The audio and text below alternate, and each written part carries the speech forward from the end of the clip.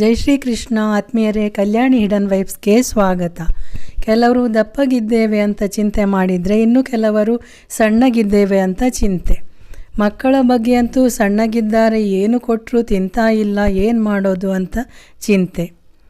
ಸಣ್ಣಗಿರೋರು ದಪ್ಪಗಾಗಲು ಏನೆಲ್ಲ ಮಾಡಬೇಕು?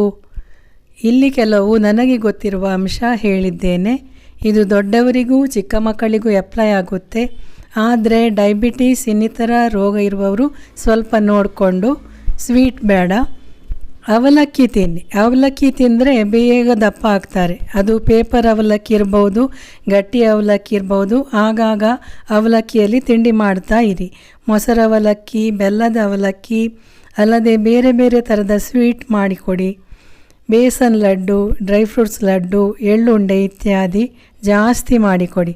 ಹೆಣ್ಣು ಮಕ್ಕಳಿಗಂತೂ ದೊಡ್ಡವರಾಗ್ತಾ ಎಲ್ಲದಕ್ಕೂ ತುಪ್ಪ ಹಾಕಿಕೊಡಿ.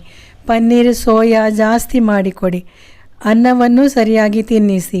ಎಳ್ಳಿನ ಪದಾರ್ಥ ಜಾಸ್ತಿ ತಿನ್ನಿಸಿ. ಮಕ್ಕಳನ್ನು ಸ್ವಲ್ಪ ಹೊತ್ತು ಆಟ ಆಡಲು ಬಿಡಿ.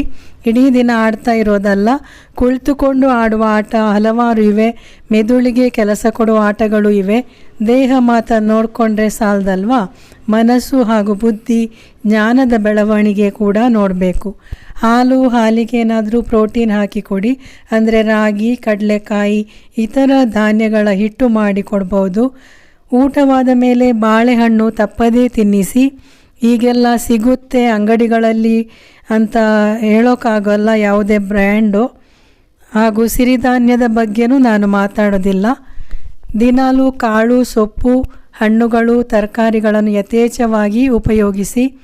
ಇಷ್ಟವಿಲ್ಲದ ತರಕಾರಿ ಕಾಳುಗಳನ್ನು ಬೇರೆ ರೀತಿಯಲ್ಲಿ ತಿಂಡಿ ತಯಾರಿಸಿ, ಅಂದರೆ ಮಿಕ್ಸ್ ಮಾಡಿ ಗೊತ್ತಾಗದಾಗಿ ರುಚಿಯಾಗಿ ಅಡುಗೆ ಮಾಡಿಕೊಡಿ. ಒಂದೇ ರೀತಿಯ ಹಳೆಯ ಪದ್ಧತಿಗೆ ಜೋತು ಬೀಳಬೇಡಿ. ಮಕ್ಕಳು ಮತ್ತೆ ಹೊರಗಿನ ತಿಂಡಿಗಳನ್ನು ಇಷ್ಟಪಡೋಕ್ಕೆ ಕಾರಣವೇ ಇದು. ಇನ್ನು ನೀವು ಹೊಸ ಹೊಸ ಎಕ್ಸ್ಪೆರಿಮೆಂಟ್ ಅಂತ ಕೆಟ್ಟದಾಗಿ ಕೂಡ ಮಾಡಿಕೊಡಬೇಡಿ. ನಿಮ್ಮನ್ನು ಮತ್ತು ನಿಮ್ಮ ಅಡುಗೆಯನ್ನು ಹೀಯಾಳಿಸಲು ಶುರು ಮಾಡ್ತಾರೆ.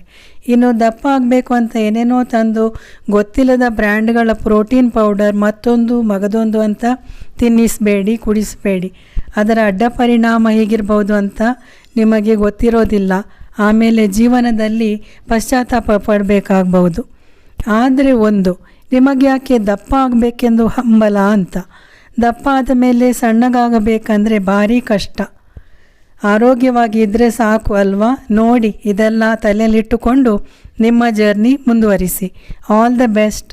ರಾಧೆ ರಾಧೆ.